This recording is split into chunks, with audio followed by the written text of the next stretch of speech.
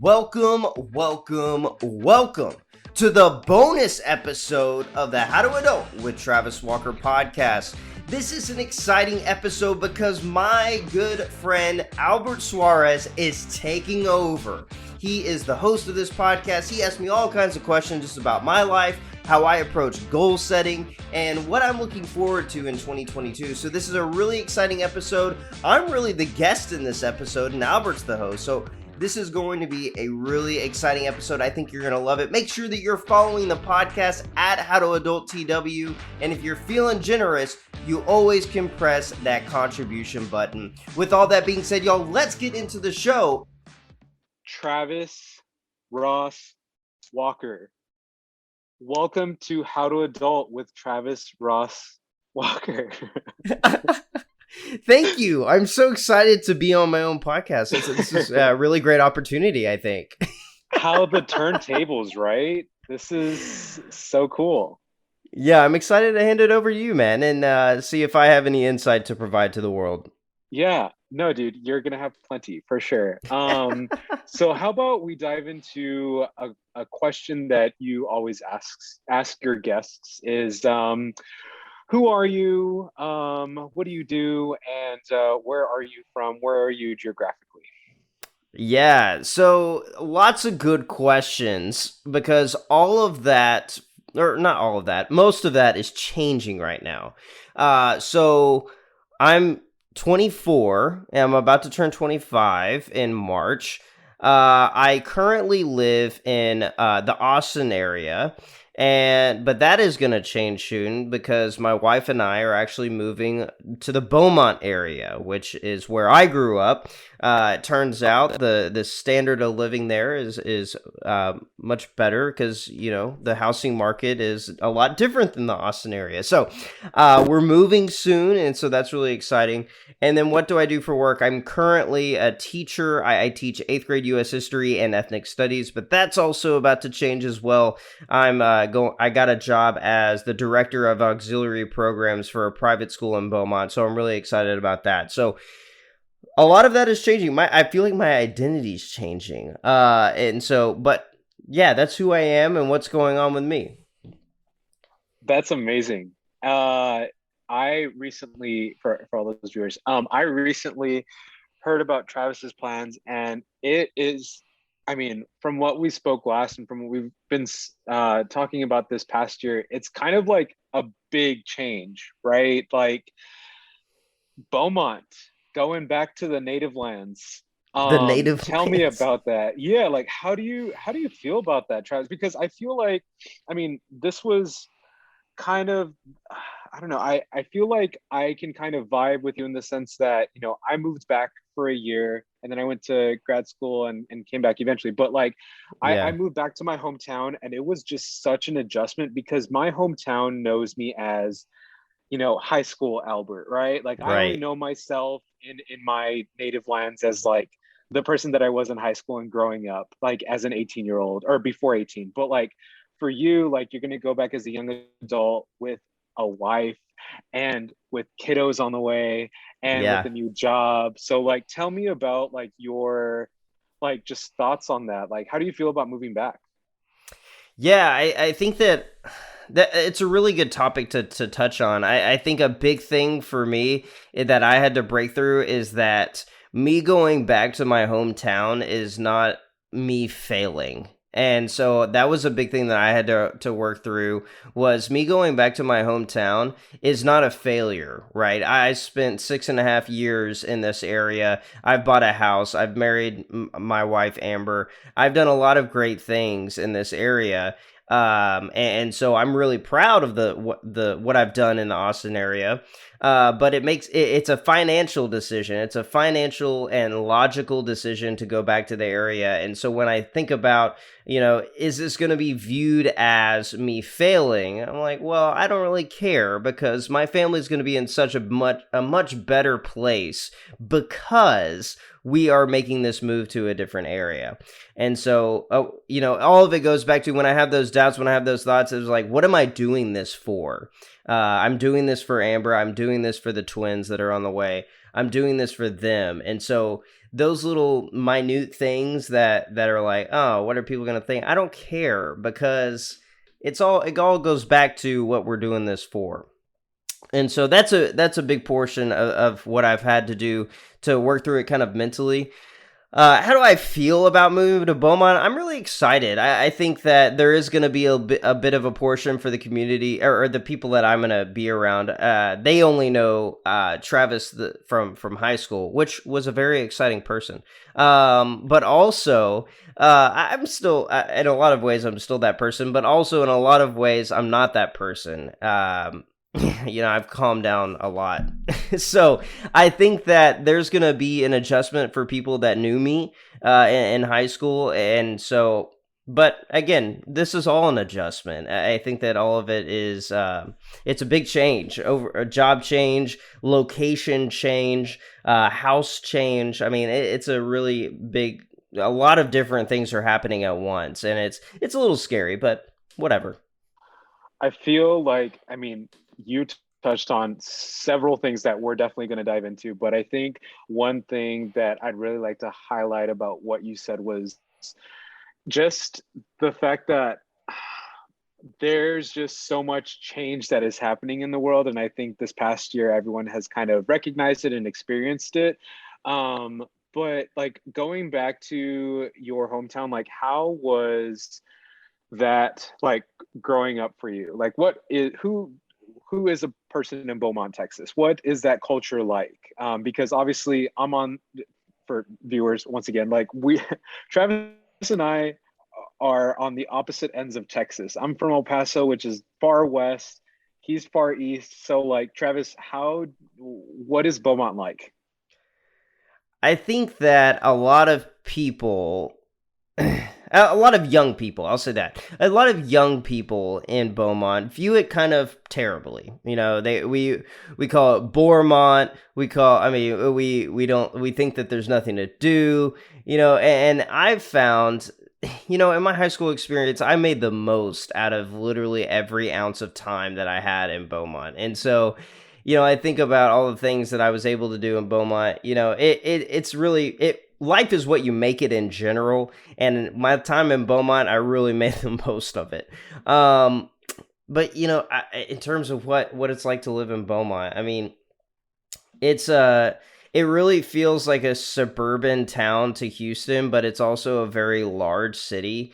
At this point it's probably 150,000 people, maybe more than that. I haven't checked the census in a while. There's a lot of people out there. So it is a semi-large town. And like I said, I would categorize it as a suburb of Houston. Um it's really the main central point for Southeast Texas, though. There's a lot of suburbs to Beaumont, and so I don't know. I don't know how to answer that question. I mean, you No, have to find something to do. It's not like you live in Houston where you can turn right and there's something to do. I mean, you have to find stuff to do. It's not as simple as just turning right. You got to figure it out. I can totally, I think, empathize with that too, because El Paso, in a lot of ways, is kind of similar to Beaumont in the sense that like there's not really like you said with Houston, like you turn right and there's something to do there. You have to like be seeking it, and thankfully like El Paso, and I'm sure like some some smaller cities are getting some development happening there, like some entertainment stuff or just some things to do for like the high school kids. And but I think I really want to touch on a point that you said, and I think a lot of people can empathize with this because moving back home is such a hot topic. Like moving back to your hometown, because we've seen it in movies, right? Like where everyone knows this person that you were before and they don't know the present you. And I just wanted to know like how like how is this transition going for you so far, and like what are you really excited for? Like what is this new chapter in your life going to bring for you? What do you think it's going to bring? Yeah, I mean, a lot. So, we were home for the holidays. A lot of people are excited. A lot of people are excited that we're moving to the Beaumont area. I think that they want to spend more time with me. They want to spend more time getting to know Amber, which is really exciting and something that I love. I love that people want to get to know me and Amber better. Um, I think, I mean, this job that I got is definitely a promotion. I'm instead of being in the classroom for a school, I'm going to be on the administrative staff for a school. And so, being an administrator is really exciting and something that I didn't think I was going to be able to do. But because this is a small private school, I'm able to make that jump. And so I'm really excited professionally for what I'm going to learn and how I'm going to grow in that fashion. And so I'm really excited about that. I don't think that I would have this opportunity anywhere else in the world. But I had a lot of people, a lot of good and amazing people with a great reputation kind of stick their necks out for me and say, hey, this is a guy that you want on your team. And so I think that's a lot of the reason why I'm in this position. And so I think that's professionally really exciting. Let's see. What else? What else? What else do you think I That should touch on? no, that's great, man. I mean, like this new job, I think obviously it you've been telling me about this search for a job and just like where you're going to be within the next 5 years. And I feel like that's just a lingering question that we all have, right? Like this kind of anxiety of like what is going to be this next chapter, like cue Natasha Bedingfield's Unwritten Song, like all that stuff. I hope everyone got the reference there, but if you didn't, go listen to it. But like as far as moving back, I feel like there's just a stigma behind that. And I just wanted to talk to you about it a little bit. Yeah. Yeah. It's a logical and financial decision, right? And so, just an update for you and I guess update for the world. Right now, we have a contingent offer accepted in Beaumont, which is really exciting on a house. Just to kind of show the financial and the numbers of all of this, we Yep. are our current house is 1,400 square feet. All right, so that's small if you don't know about housing. I do. The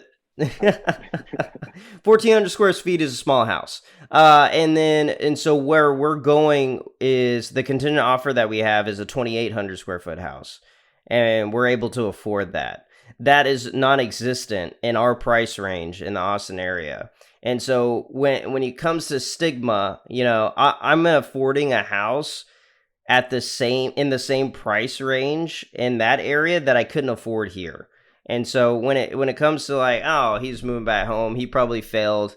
He didn't make it work. It's like, no, I did all right. We're gonna make a bunch of money on the house that we're in right now because we made the financial decision earlier in life to buy a house. We probably couldn't do this if we didn't own this house. Just kind of by the way, and then we've done great things. We really have. Both Amber and I have had pretty impressive teaching careers so far.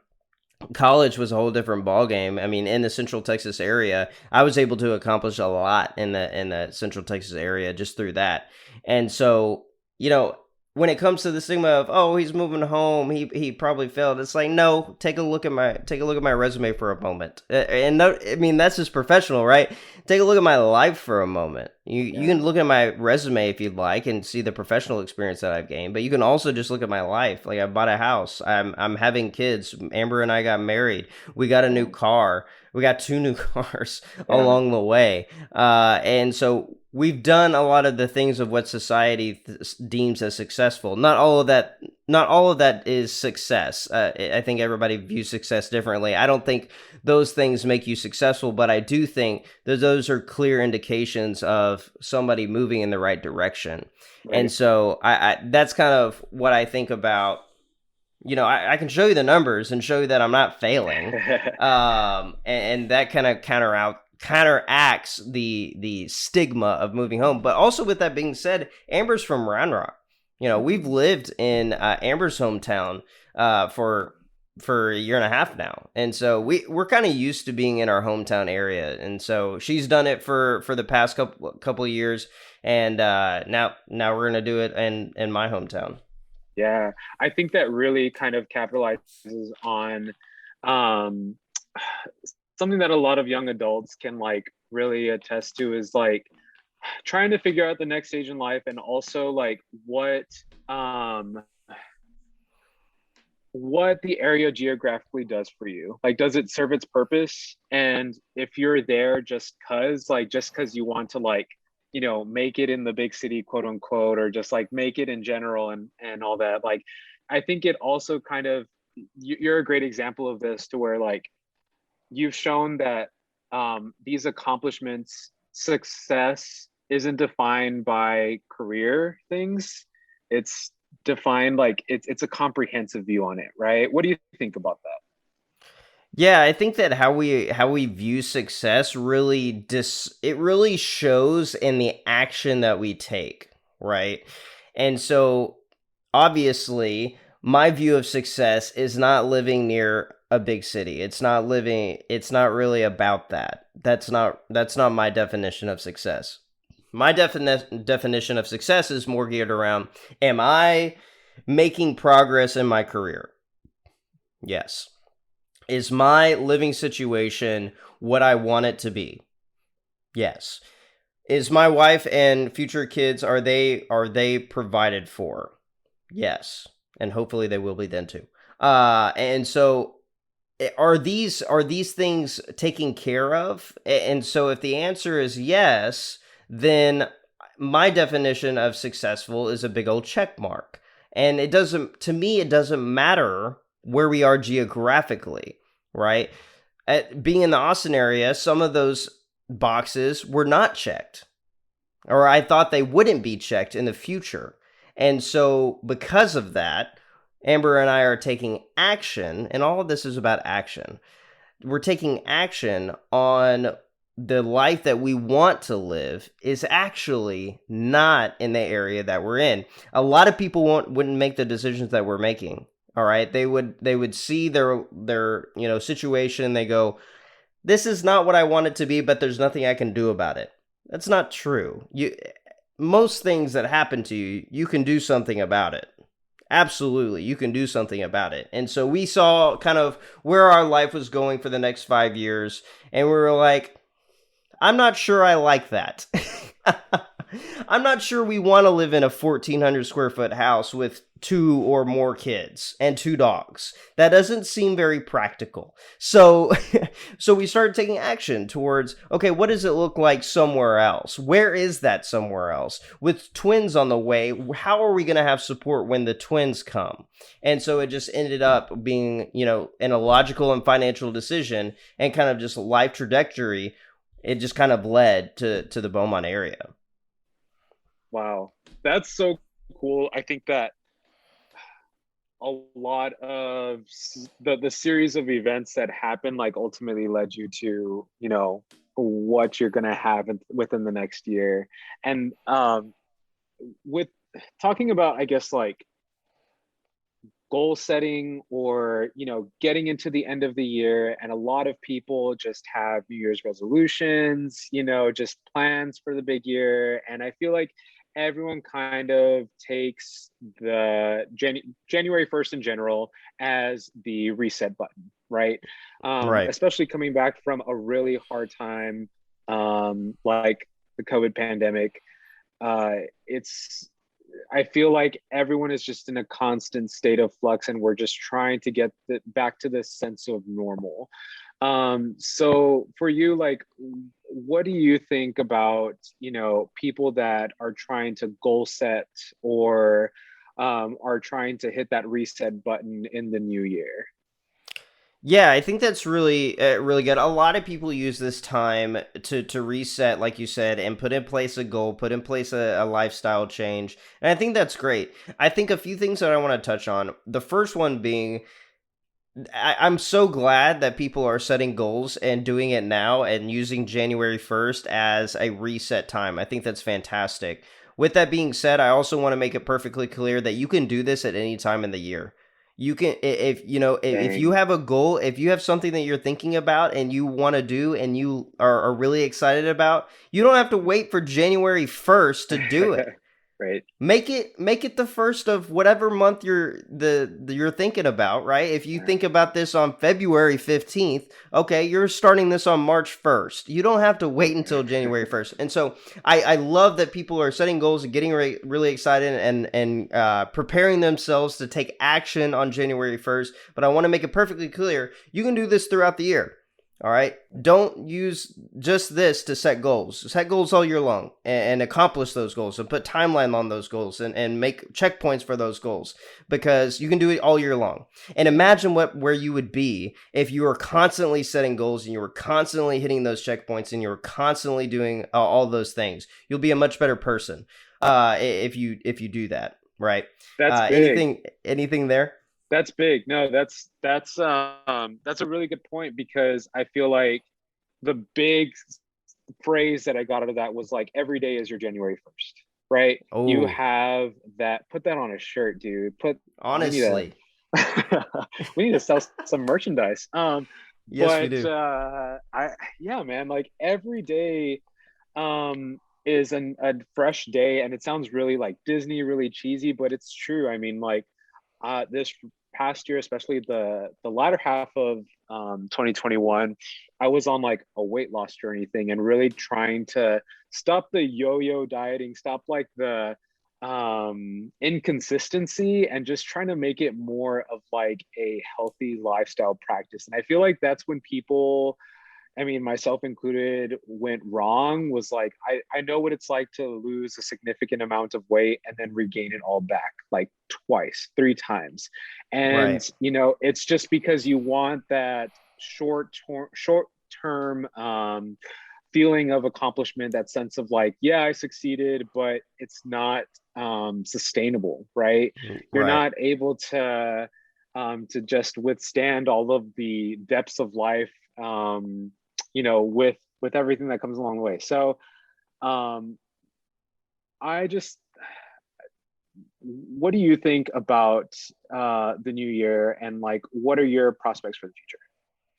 Yeah, and just kind of another point, before we get to that question, I think my second point to the New Year's resolution is that, and kind of something that you just hinted at here, is you've got to keep sustainability in mind, right? If you want this goal, if you care enough to make this goal, all right, then you've got to make it sustainable. Fitness is such a great example because so many people are thinking about it right now. If your goal is to lose weight, all right. First of all, that's a terrible goal. You need to make it a smart goal. You need to put numbers on it. You need to put a timeline on it, all of those things. But that's besides the point. You also need to figure out, okay, how will this be sustainable for more than just the month of January? Okay. If you're not somebody that works out and you don't enjoy working out, maybe setting the goal that you're going to work 5 days a week from January 1 to December, that's not the best goal for you because you have no idea how that works or what it looks like, right? Maybe you take a baby step. I'm going to work out 3 days a week. All right. It's going to be this day, and this day. I'm going to work out for an hour. I'm going to do this, and this. Then that to me is a more sustainable first step, right? You don't, even in the investing world, if my goal was I want to invest money this year, and I want to do a great job, I'm not going to pour my life savings into the stock market. That doesn't make any sense because I have no idea what that means. I have no idea, right? And their risk is high, and then there's a high probability of me failing. Okay. And so if I want to have that goal, well, then maybe my first step for January is I'm going to read or I'm going to listen to an investment podcast every single day of January. And then my first goal of February 1st is I'm going to invest $100. All right. And then see, those are the checkpoints that I'm talking about here. I'm setting a goal, an overarching goal, and I'm setting checkpoints of this is what I'm doing each month or each week. You can do a faster timeline if you want, but make sure that it's sustainable. That's really important. Yeah. And you're taking baby steps, right? It's those small incremental things that are going to make the biggest difference, biggest outcome later on, Right. right? Yeah. Right. So you asked about my prospects for Yeah. 2022. So, like, what are you looking forward to the most? What are some things that, just you're excited about in the year? Yeah, I mean, I think it would be inappropriate for me not to say that I'm excited about my twins at this time. I'm really excited about my twins that are on the way. That's really exciting for me, I'm going to be a dad for the first time, but I'm not going to be a dad of one. I'm going to be a dad of two Oh automatically. my That's gosh, crazy, that and is so crazy. I'm excited to, become a dad and kind of figure things out along the way because I have no idea what I'm doing, but it's going to be okay. And so I'm excited about that. I think that's going to be really good. I think it's going to be really stressful, but really exciting. Absolutely. Um, I'm excited to get into a bigger house. That is a really strong motivator for me and a really exciting thing for me. I really want to get into a bigger house Mhm.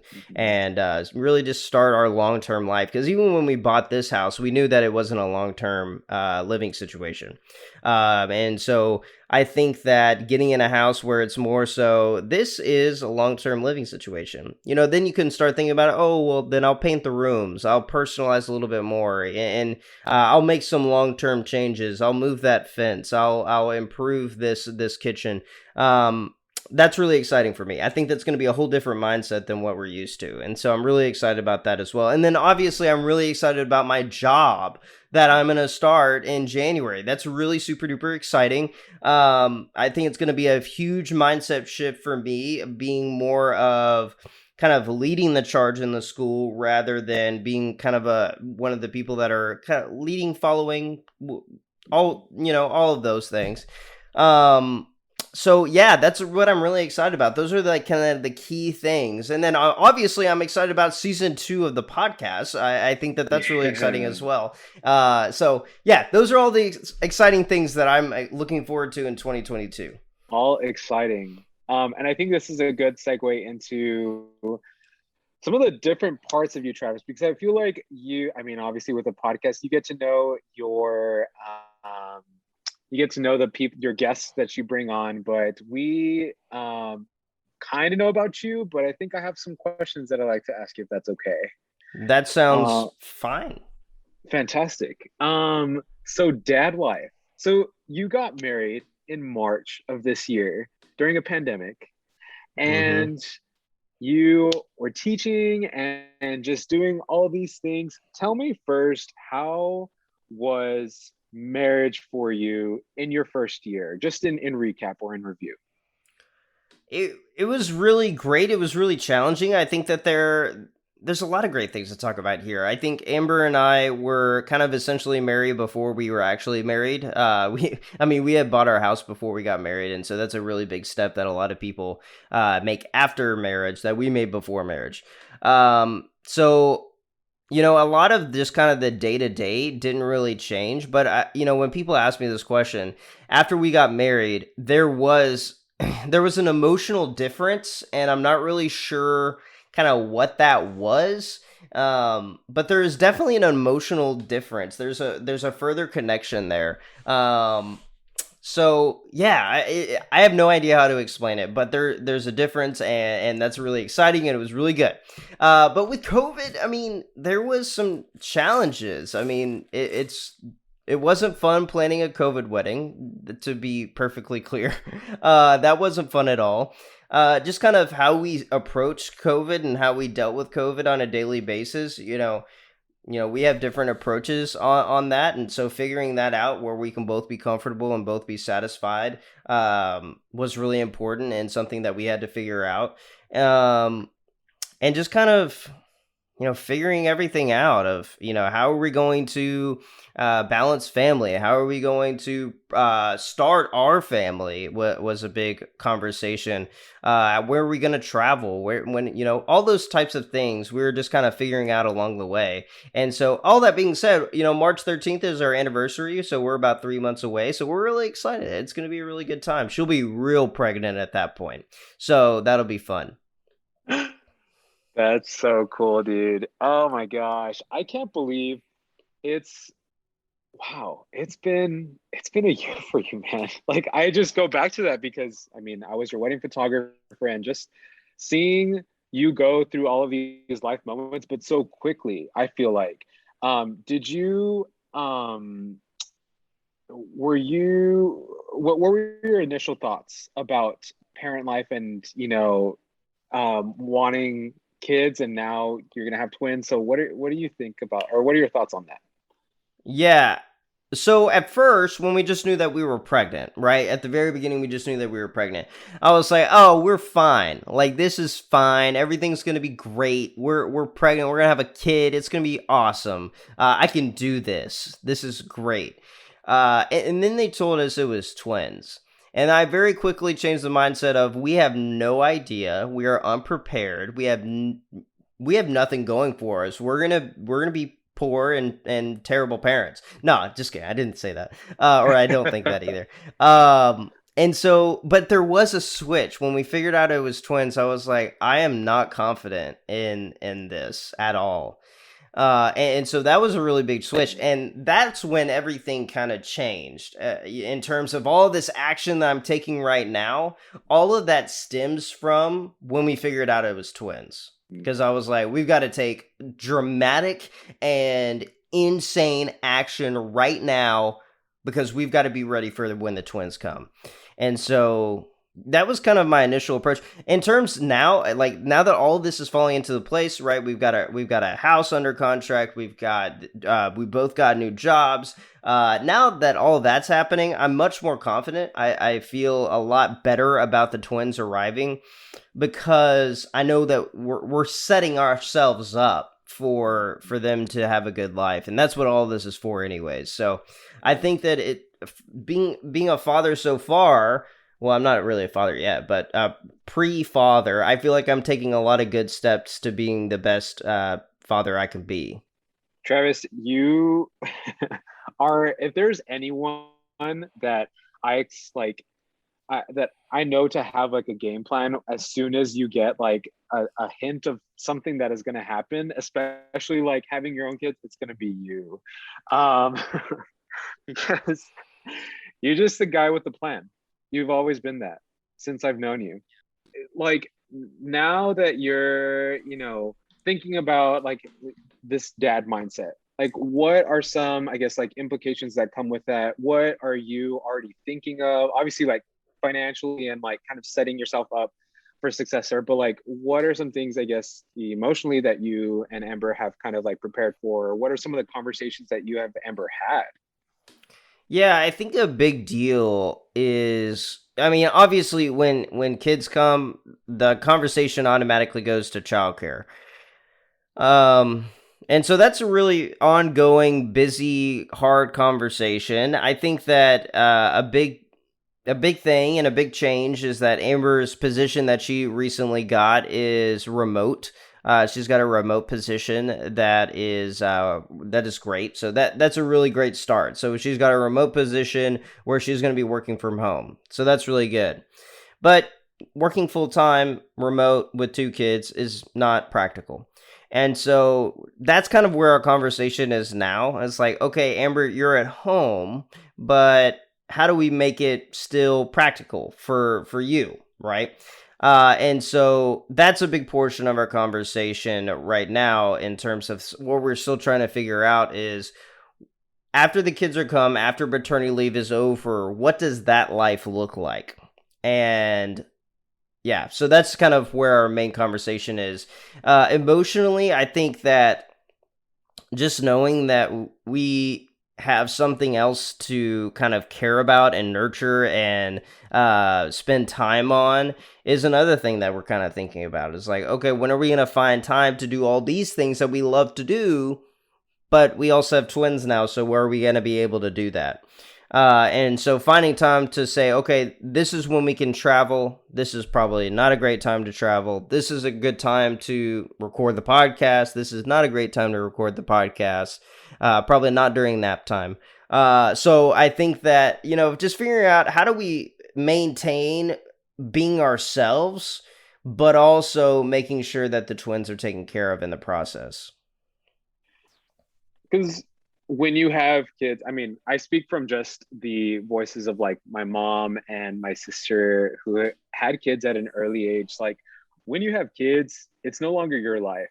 Like you definitely have to take into account like their schedules, their sleeping patterns, their, everything from now on. And that's a heavy responsibility. So being able to kind of still be in touch with like yourself and still being in touch with like who, you know, Amber and Travis are as a couple, even after parents is definitely going to be a big switch.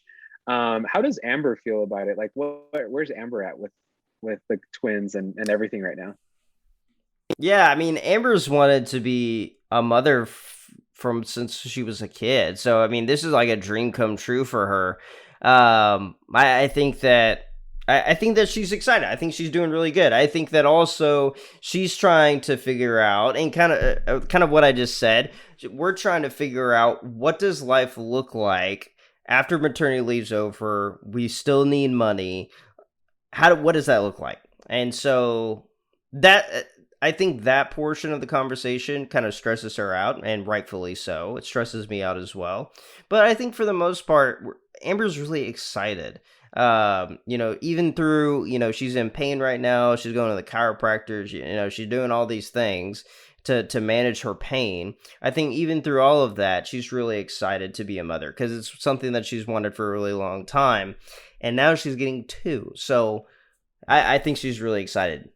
But there's, I mean, every conversation has multiple sides to it, right? And so I think she's excited, but I think she's also stressed about it, Yeah, dude. as am I. Hey, rightfully so. I mean, parents on the way and just trying to make this big transition. Like, I can only imagine how much like pressure it feels sometimes. How does your how did your family react to the news? So my side of the family only has one other grandchild. Amber's family has 11 already. Already has 11 grandchildren. And so Amber's side of the family was really excited and really ecstatic to bring that number to 13.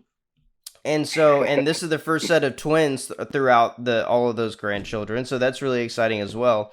My side of the family only has one grandchild. And so we're bringing that to three. And so they were kind of ecstatic. This is one of the only times Amber and I have ever seen my mother speechless. And so that was really funny and really exciting. And then, just seeing my dad smile was really rewarding and really exciting as well. And so, yeah, I think our families are so super excited, and they're very supportive, and they're incredible. They've already bought us so many diapers, which is great. Send diapers if you send help, send Send help and send help diapers. and diapers. That's the slogan for all new parents. Got it. That's a Um, t-shirt right there. that's So yeah, I think family's really excited. that's really cool. So we kind of touched on, like dad, well, soon to be dad Travis. We touched on some things about the new year and goal setting and whatnot. I kind of want to talk to you now about teacher Travis. Because Ah, this year, oh my gosh. So I taught a university course and I only had 20 students, and it was per semester, which was, it was great. It was like about 3, 4 months or so. I met with them twice a week. And for me as a teacher and just in that setting, it was a lot. And yeah. this is with college students, right? It's a little bit older, a little bit more mature. I can only imagine what it is like, what it has been like teaching, especially during a pandemic. Can you tell us a little bit about your experiences with teaching middle school? Yeah. Yeah, sure. Specifically from the COVID perspective, or just in general? Let's rewind it back a little bit and let's start with in general first, because I know that you had, a little bit of a career switch, right? In the beginning. So tell us a little bit about like how teaching was at first, and then also during teaching during pandemic. Yeah, so I actually did get some experience of pre-COVID teaching, which was really exciting and really pivotal. And so I went onto a campus that their whole motto is "We create the change," and that is supposed to that's supposed to talk about public education in general. We create the change in public education because we lean on innovation, we lean on public project-based learning, we lean on technology, we lean on all these different things that probably you and I didn't have any experience with when we went through public education. And so I was indoctrinated very quickly into that model and that frame of mind and that style of teaching. And so I went on into that and ran with it and kind of became this teacher that was, pushing the envelope, asking all the right questions, probably at the wrong time and to the wrong people, but that's just who I am. So, I quickly became a teacher that really wanted to do what our motto said. I'm driven by ideals and ideas. And so, having that strong of an ideal of I'm part of creating the change in public education, that means a lot to me and something that I took on with. And that was also kind of on the side of my desk when I'm planning, for what my courses look like. Always in my back of my mind, how am I creating the change with this? Because that's who I am. That's who I'm supposed to be with teaching on this campus specifically. And so, yeah, that was really exciting. And so I did a lot of that kind of stuff. And yeah, what's up? Just wanted to interject real quick. Like, how important is it for like a philosophy to be in place for the entire faculty and staff of the school? Like, does it really set the tone, or do you think it does a lot in terms of like camaraderie? I think it depends on how you approach it. I think if you approach it with fidelity, I think if you not only invest time into the ideal, but also invest money into the ideal, it really can work. If you're just throwing it out there, right, just hoping that it sticks, that's not going to work. All right? You have to throw that idea out there, touch on it all the time, all right? Make sure that everybody knows each decision that we make has to go back through this process. If you're not creating the change with your decision, then what are you doing? Right? That's who we are. And so if you want to create something like that, a philosophy or an approach to education, then you have to approach it with fidelity. You've got to invest money. So when your teachers come to you and say, hey, I need money to do this awesome project that I care a lot about, and I'm here to present it to you. Right. You have to invest in that project. Well, you either have to put school money into it or you have to go find the money in the community. That's another thing too that I want to ask you about is how important is it to have that investment or to extend those resources out to teachers? Because I've heard so many situations where teachers are investing, into their classrooms out of their own pockets and, into their own programs and extracurriculars and whatnot, and into the students ultimately, right? So how important do you think it is for, either administration, higher ups, or have some sort of programs in place to invest in teachers in general?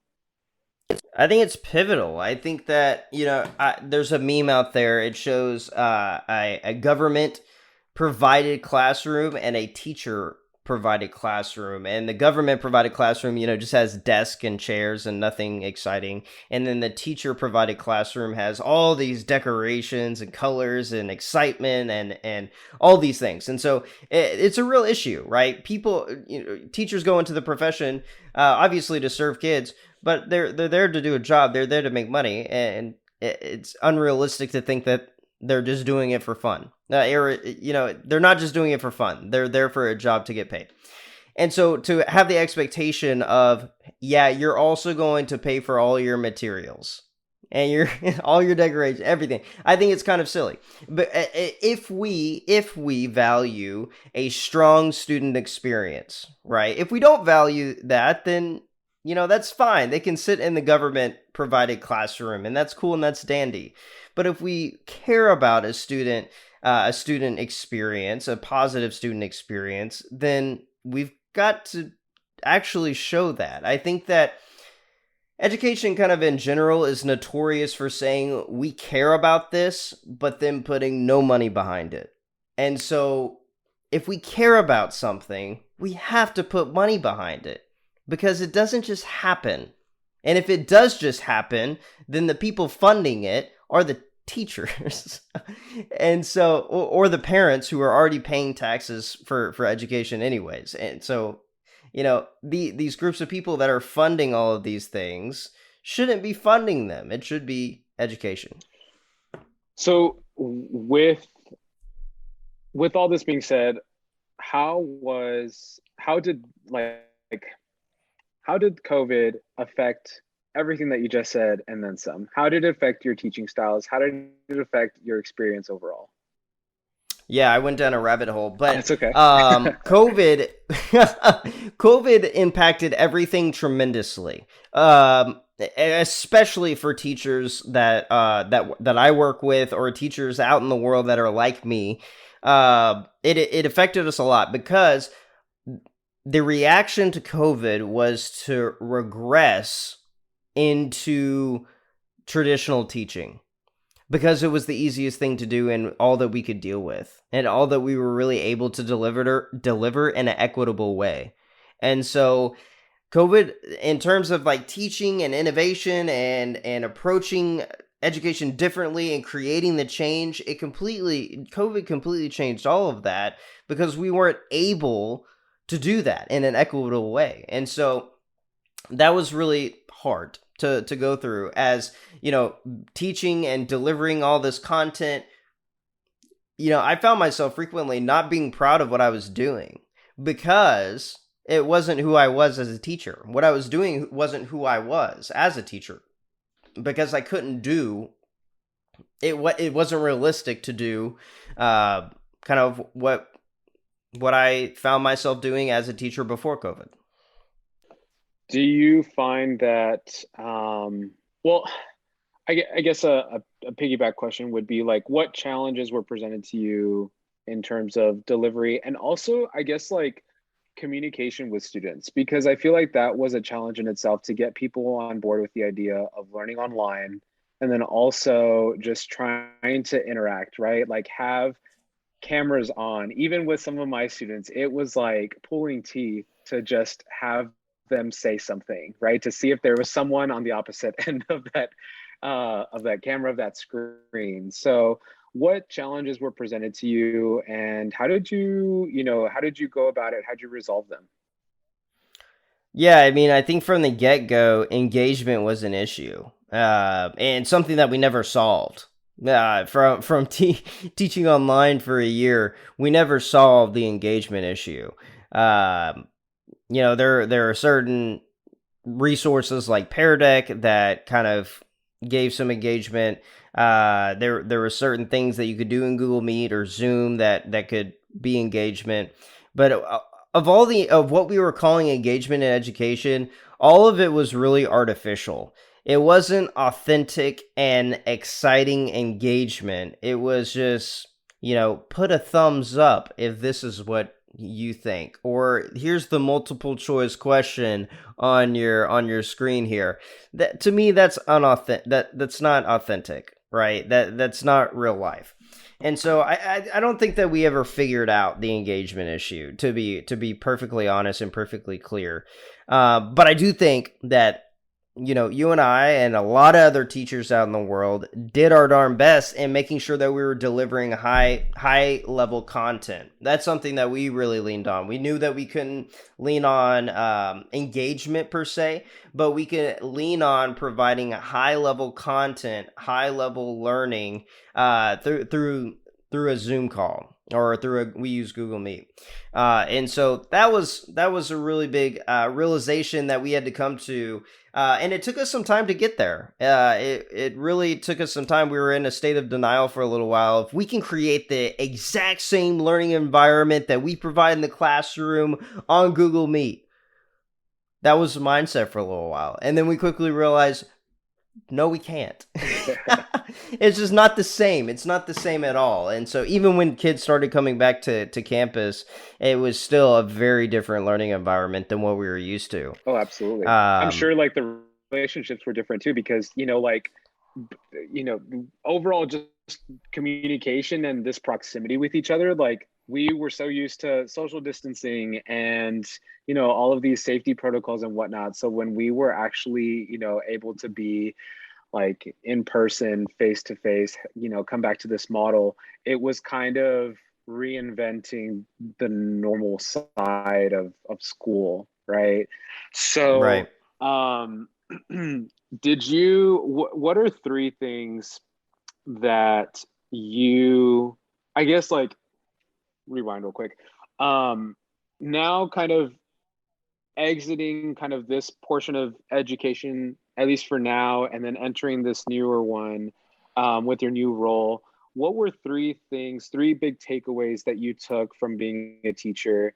And I just like to preface by saying, like, if it wasn't for my instructors, my educators, like, I absolutely would not be the person that I am today. I know that's kind of Right. like a shameless plugger, like a sappy moment there, but I wholeheartedly agree, or I wholeheartedly think that, because I seriously would not have pursued my graduate program or have been Yeah. motivated or encouraged to do something creative if it wasn't for my instructors and my mentors along the way. So shout out to all the teachers out there. Yes. Y'all seriously have made a huge difference. And even though the world tells you different, sometimes, like, you've gone above and beyond. So just like to preface by that, Amen. shout out to Travis too. Shout out to Amber, both teachers. But yeah, going back to the original question there, three things, three big takeaways that you learned from teaching. I think a key takeaway that I learned pretty quickly was just because I experienced education in a certain way as a student doesn't mean that that has to continue. Right? That's part of creating the Wow. change. Wow. Right? If I didn't enjoy something as a student, then in what in what world Right. should I implement it as a teacher? And So so I found myself quickly kind of not doing a lot of those things yeah, and creating a different learning environment than the teachers I had. Mainly, I took the good things, right. right? But I did those bad things. I'm not gonna re-implement those things. I already know that I don't like them. Right. I think even like teaching from my experience, and also from hearing about the experiences of yourself and Amber and like my family, who long line of teachers anyway, but it requires a great level of empathy, not only patience but empathy, because if the students aren't learning the material in a way that is going to make it somehow program into their brain, how are you going to expect them to, like, get these scores or even just get those takeaways even after they've graduated and whatnot, right? Like, so Right. how are you making the program, how are you making the content make sense to them in a way that's relevant, in a way that's practical, and in a way that is just, it's fun to learn, right? I think a lot of people, well, not a lot of people, but I think there are some that could argue, like, school isn't always meant to be fun. But I think if you have that incentive, you're going to want to learn, you're going to want to go to school, you're going to want to Right. show up with a purpose and show up with that kind of motivation to do better, right? So do you think that teaching requires a level of empathy, or a certain level of empathy? Absolutely. I think that if you're not thinking about your student's experience, right, that's a lack of empathy. If I direct teach this for an hour, all 5 days of the week, is that a positive student experience? No.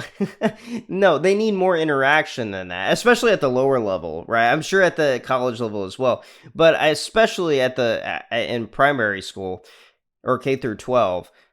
If you're just direct teaching for 5 days a week for the whole year, that's not a positive student experience. And so that shows me that there's a lack of empathy going on. And you need to think about, what is my student's experience? Can I make this better?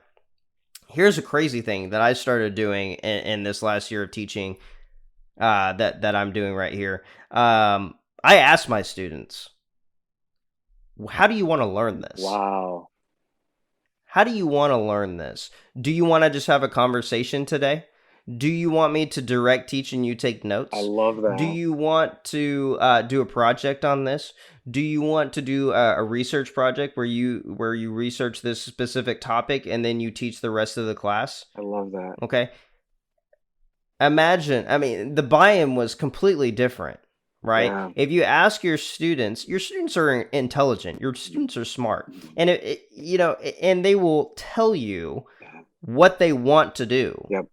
And if they want to do it, it's a different ball game. Right. And so ask them. Yeah. Ask them. Well, And it's also giving them that specific role, like taking ownership of what they or of how they would like to learn and what content they would like to learn. That's huge because that's putting the ball in their court and that's telling them, okay, I'm going to give you this, this freedom, this liberty um to learn or approach this content the way that you'd like to, but we're still working hand in hand to like get the outcome that we both want, right? yeah. So that is so cool. And was that something that you learned just based off of experiences? Was that like I guess like a model that you learned from a teacher that you've adapted? What were some things? How did you learn that? So I know I went to a conference and learned a lot about student feedback from a school in San Diego. It's called High Tech High. I learned a lot about student feedback there. They weren't exactly teaching what I'm doing today or what I was just speaking on, but I kind of adapted it into my own thing. And so yeah, I think that it's just like learning about student feedback and learning about student involvement and student engagement and then turning it into something that you're comfortable with as a teacher. You can learn about this stuff every day of the week. That doesn't make it make you comfortable with it. If you don't like handing over power to students, then this isn't going to work for you. And it's got to work for you too, right? It can't just be all about the student experience. It's also got to be is teacher happy as well? Because if you're not happy, then that's not a viable option. An even crazier thing that I did was between Thanksgiving and winter break this year. I did a project with my ethnic studies class, and the first day of the project, I said, "Here's the calendar. Let's create the timeline for this project." I said, this is where I want the due date to be.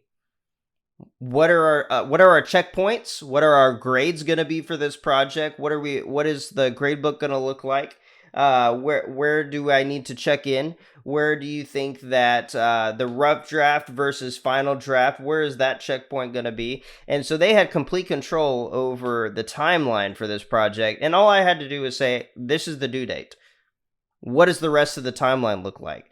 And so, handing that power over to them, it also makes a really good argument when they say they don't have enough time for everything. Well, y'all made this timeline. I didn't make this, y'all made it. And also even with the rubric as well, we created the rubric together. And I was saying, this is how I'm going to grade you. How do y'all want to be graded? What do you want to be graded on? What's fair and not fair? Something that we came up with. My ethnic studies class is not an art class, and so they didn't want to be graded on their artistic ability. And I said, fair, all right. And so I graded effort instead.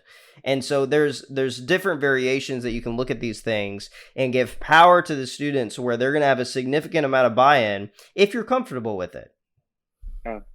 And I think that the root of it all, I feel like, is empowerment, right? And it goes back to like empowerment of the students and seeing them succeed, but in the way that makes sense to them. And also just like learning outcomes are met and, just everything is kind of aligning there. And that requires, I'm sure, like I guess like an extra, kick of energy or, just extra effort from both sides. But I think overall, like you're going to get a really good outcome.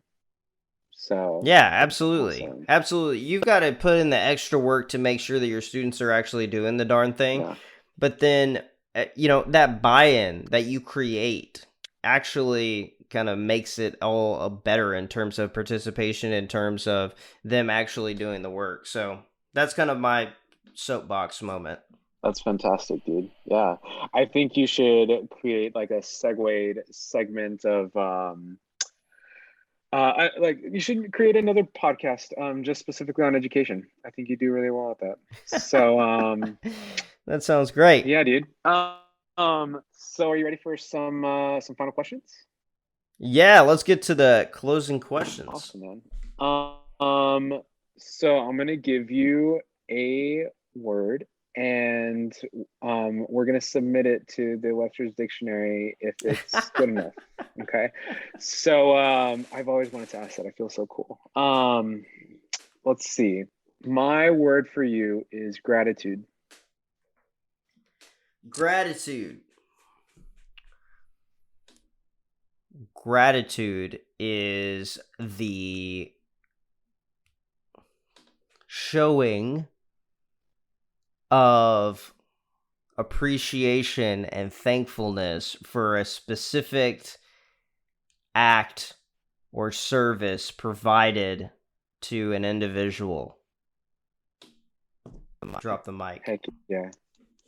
And you probably can't see me, but I'm doing some jazz snaps or theater snaps, or whatever you like to call them. Snap. Snap. Right on, man. That was a good definition. Name 3 pieces of advice, or you know what? Let's go with 3. 3 pieces of advice that you would give to a young Travis. A young Travis. Strive after everything that you want to do with a fierce and determined desire or approach. I think that's really important. Avoid distractions that don't contribute to your long-term goals. That's a big one. And then always lead with your heart and don't get distracted by things that you don't agree with. And so lead with your heart and make sure that you agree with how you're leading at the end of the day. Gosh. Damn, that's good, dude. I'm telling you, our merchandise is going to drop soon. Last question for you, and I guess this is more of like a overall existential question is, did you expect your life to be or to materialize the way it has materialized to be? Okay, hold on. I'm going to rewind there because that was not good. Last question for you. Okay. Is, did you expect your life to be what it is today? In some ways, yes, and in some ways, no. In some way, and like in the ways that are no, I thought I would travel more. I thought I would do. I thought I don't know, just weird things that don't really matter at the end of the day. I thought I would do, but I think that on the yes side is really all the stuff that really matters. Right. I knew that I would eventually own a house. I knew I would eventually be married. I knew I would eventually have kids. I knew I would eventually have a career that I'm proud of and excited about. So on the yes side, I think it's everything that I really care about. That's awesome. Do you, a last question for you, I swear. Would you change anything about your life right now? No. I'm pretty happy with just about everything. Right on. Right on. That's good, dude. Yeah. Sweet.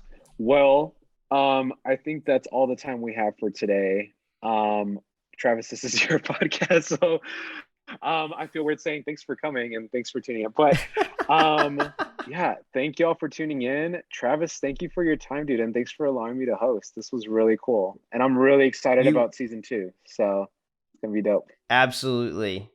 You were spectacular. You were a great host. Oh, stop. So go follow the podcast at How to Adult TW on Facebook and Instagram.